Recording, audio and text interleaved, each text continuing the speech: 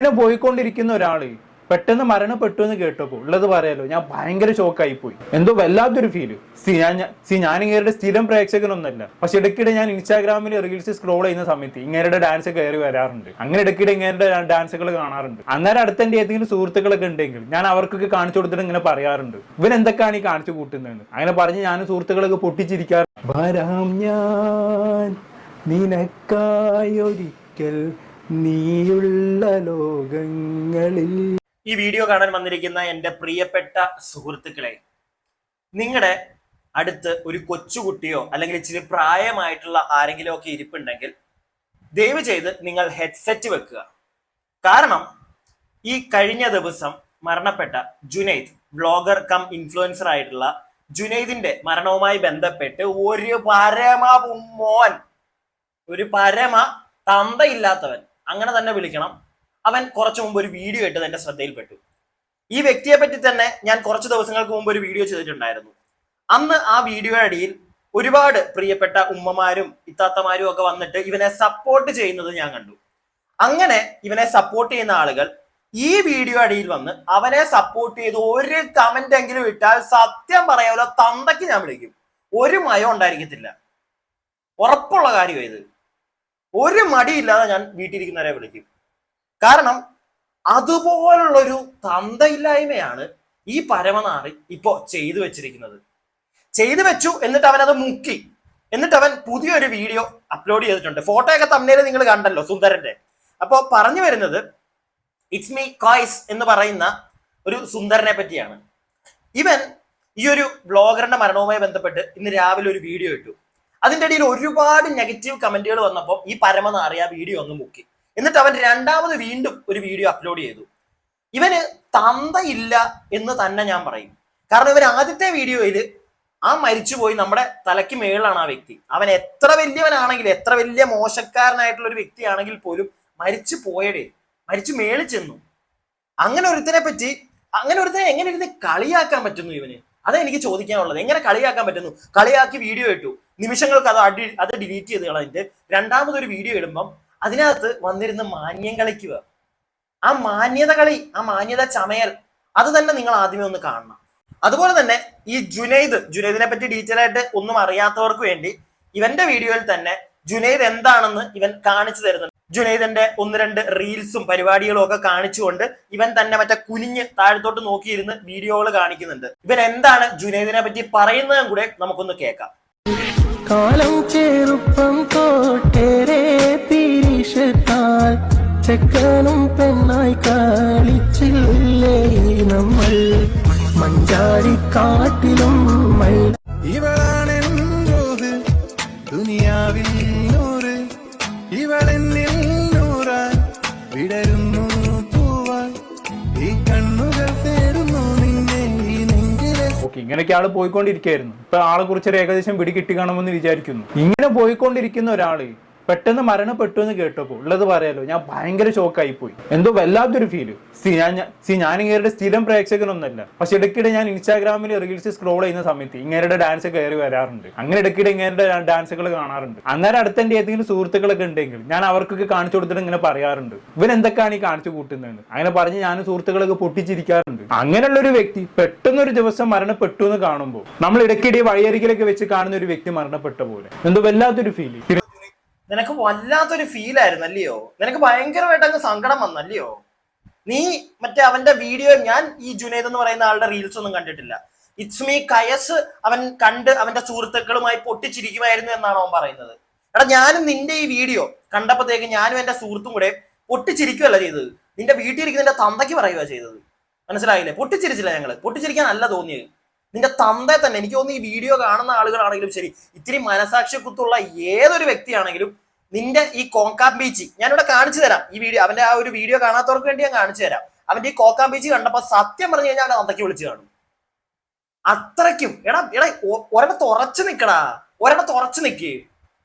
നീ ഇരുന്ന് ബിരിയാണി തിന്നുമ്പോ നിന്നോട് ആരെങ്കിലും സംസാരിച്ചു കഴിഞ്ഞാൽ നീ താഴെ തന്നെ നോക്കിയേ തിന്നത്തുള്ളൂ. നീ നേരെ മുഖത്ത് നോക്കി സംസാരിക്കത്തില്ല എന്ന് വരെ നമ്മൾ കഥകൾ കേട്ടു. അത് പിന്നെ ബിരിയാണിയോടുള്ള നിന്റെ ആക്രാന്തം കൊണ്ടാണെന്ന് പറയാം.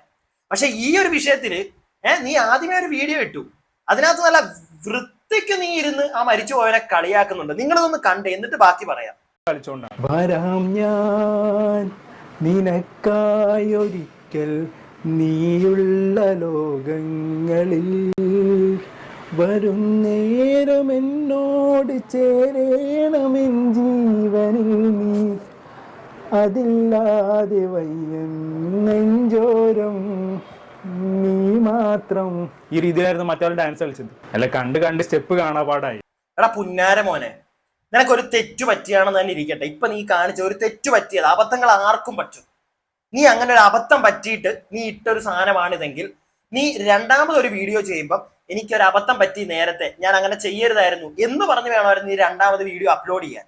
പക്ഷെ നീ അതിനു പകരം നീ വേറൊരു രീതിയിൽ ആ ഒരു പോർഷൻ അങ്ങ് കട്ട് ചെയ്തിട്ട് നീ വീഡിയോ എടുത്തിട്ടു. നീ എന്താ വിചാരിച്ചേ? ആർക്കൊന്നും മനസ്സിലാവത്തില്ല, എല്ലാവരും അങ്ങ് പൊട്ടന്മാരാണെന്നോ? എടാ എടാ കൂടുതലും എല്ലാം പറഞ്ഞു കഴിഞ്ഞാൽ ഉണ്ടല്ലോ, അത് കാണുന്നവർക്കൂടെ ചിലപ്പം ഹേർട്ട് ആവും. അതുകൊണ്ടാണ് ഞാനൊന്നും പറയാത്തത്. എടാ തന്ത ഉണ്ടാവണം, തന്ത ഉണ്ടാവണം, മനസ്സിലായില്ലേ? നല്ല വാപ്പയ്ക്ക് ഉണ്ടാവണം. അങ്ങനെയാണെങ്കിൽ നിനക്ക് ഇച്ചിരിയെങ്കിലും ഒരു മനസാക്ഷി കുത്തം എന്ന് പറഞ്ഞൊരു സാധനം വരും. അങ്ങനെയാണെങ്കിൽ ഇങ്ങനെയുള്ള തന്തയില്ലായ്മ നീ കാണിക്കാൻ നിൽക്കത്തില്ല. ഓക്കെ? എടാ നിന്റെ ഒരു സുഹൃത്തോ അല്ലെങ്കിൽ നിന്റെ ഒരു ബന്ധുവോ ഒക്കെ ഇങ്ങനെ മരിച്ചു പോയതെങ്കിൽ നീ അവരെ പറ്റി ഒരു വീഡിയോ ചെയ്യുമ്പോഴും നീ ഇങ്ങനത്തെ തൊലിഞ്ഞ പരിപാടിയായിരിക്കും നീ കാണിക്കുന്നത്. ഇല്ലെങ്കിൽ ഒരു മരണ വീട്ടിൽ പോയി കഴിഞ്ഞാൽ നീ ഇങ്ങനെ ആയിരിക്കുമോ കാണിക്കുന്നത്? ആ മരിച്ചു കിടക്കുന്നവൻ അവനൊരു റീലൊക്കെ ഇങ്ങനെ ചെയ്യുന്ന ഒരുത്തനായിരുന്നു. അവന്റെ റീലൊക്കെ കണ്ടിട്ട് നീ നിന്റെ കൂട്ടുകാരും കുറെ കൊണ ചിരിച്ചിട്ടുണ്ടെങ്കിൽ അതെല്ലാം പറഞ്ഞിട്ട് നീ അവിടെ നിന്ന് അവനിങ്ങനെ ജുനൈദിന്റെ നിങ്ങൾക്ക് മനസ്സിലായല്ലോ, ജുനൈദ് ഇങ്ങനെ സോങ്സ് ഒക്കെ ഇട്ടിട്ട് അതിനെ അവനിങ്ങനെ ആക്ട് ചെയ്ത് കാണിക്കുന്ന ഒരു വ്യക്തിയായിരുന്നു. അപ്പം ഈ നിന്റെ വീട്ടിലോ അല്ലെങ്കിൽ നിന്റെ കുടുംബത്തോ മരിച്ചു കിടക്കുന്നവനെ നീ കാണുമ്പോഴത്തേക്ക് നീ ഈ ഒരു രീതി തന്നെ ആയിരിക്കുമോ റിയാക്ട് ചെയ്യുന്നത് അവിടെ നിന്നുകൊണ്ട്? അല്ല അറിയാൻ പാടില്ലാണ്ട് ചോദിക്കുക മിസ്റ്റർ കൈസ്. എടാ വീണ്ടും ഞാൻ പറയുന്നു, തന്ത ഉണ്ടാവണോടാ. ഇനി ഈ സുന്ദരന്റെ ഞാൻ തോന്നുന്നു ഇവന്റെ വീഡിയോ അടിയിൽ തന്നെ, ഇവന്റെ പുതിയ വീഡിയോ അടിയിൽ തന്നെ ഇവന്റെ തന്നെ സബ്സ്ക്രൈബർ ആരോ ആണെന്ന് തോന്നുന്നു ഒരു കമന്റ് ഇട്ടിട്ടുണ്ട്. കമന്റ് ഇതാണ്: ഇപ്പോൾ ഇട്ട വീഡിയോ എന്തേ പെട്ടെന്ന് റിമൂവ് ചെയ്തത്? ഈ പുതിയ വീഡിയോ രണ്ടാമത് ഇവൻ അപ്ലോഡ് ചെയ്ത വീഡിയോ അടിയിലാണ് ഈ കമന്റ്. മരിച്ച ആളെ വെച്ച് വീഡിയോ ഉണ്ടാക്കി, അയാളെ കളിയാക്കി ചെയ്ത് വ്യൂവേഴ്സിന് ഇഷ്ടമായില്ല, അവർ എതിർത്തു, അതുകൊണ്ടല്ലേ ഇപ്പോ ആ വീഡിയോ ഡിലീറ്റ് ആക്കിയത്. എടാ ഞാൻ പറയട്ടെ, ഈ കമന്റ് ഇട്ട ആളോടാണ്.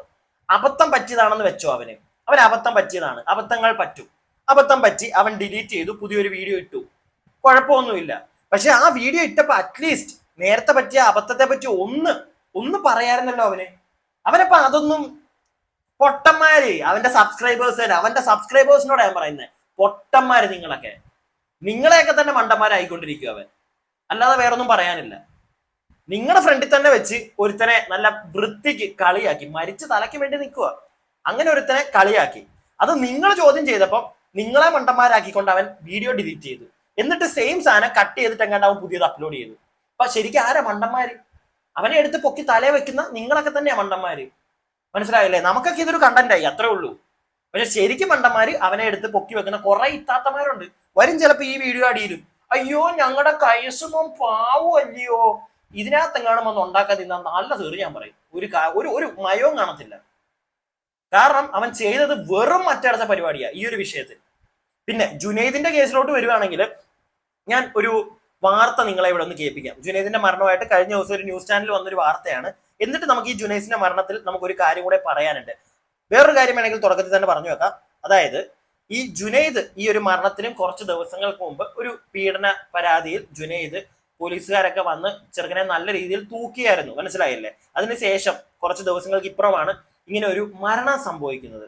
അതുകൊണ്ട് തന്നെ എവിടെയൊക്കെയോ ആളുകൾക്കൊക്കെ ചെറിയ സംശയമുണ്ട്.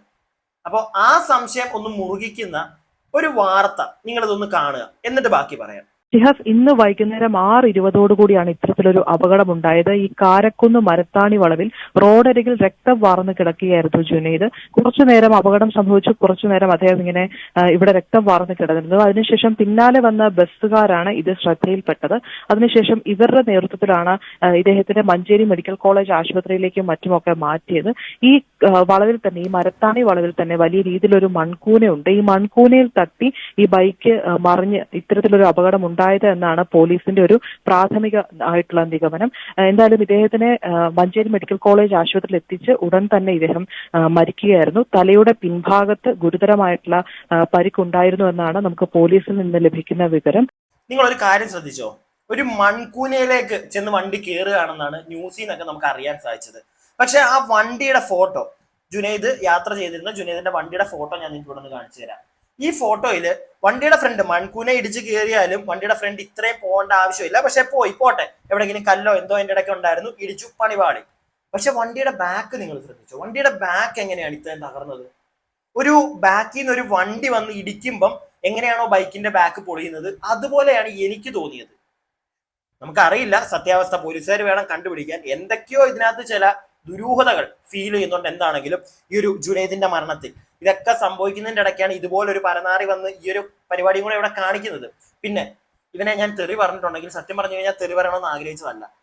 ഇങ്ങനത്തെ ഓരോന്നൊക്കെ കേൾക്കുമ്പോൾ അവന്റെ ആ പരിപാടിയൊക്കെ കാണുമ്പോഴത്തേക്ക് എങ്ങനെ അവനെ തെറി പറയാതിരിക്കും?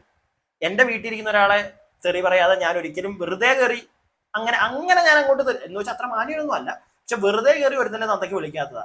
ഇതുപോലത്തെ വൃത്തികേടുകൾ കാണുമ്പോഴാണ് പിന്നെ അറിയാതെ കയ്യിൽ നിന്ന് വിളിച്ചു പോകുന്നത്. അങ്ങനെ അങ്ങ് വിളിച്ചതാണ്. നിങ്ങൾക്ക് ഇഷ്ടപ്പെട്ടില്ലെങ്കിൽ ഞാൻ ക്ഷമ ചോദിക്കുന്നു. അവനോടല്ല, നിങ്ങളോട്. വീഡിയോ ഇഷ്ടപ്പെട്ടിട്ടുണ്ടെങ്കിൽ ലൈക്ക് ചെയ്യുക, സബ്സ്ക്രൈബ് ചെയ്യാതെ വീഡിയോ കാണുന്നവർ സബ്സ്ക്രൈബ് ചെയ്യുക. അവനെ നിങ്ങൾക്ക് എന്തെങ്കിലും പറയണമെങ്കിൽ താഴെ കമന്റ് ബോക്സ് ഉണ്ട്, നല്ല കനത്തിൽ അങ്ങ് പറഞ്ഞേക്കുക. എനിക്കൊരു മയവും വെക്കണം എന്ന് എനിക്ക് തോന്നിയിട്ടില്ല. ഞാൻ അതുകൊണ്ട് തന്നെയാണ് സംസാരിച്ചത്. പിന്നെ stay tuned and stay weird.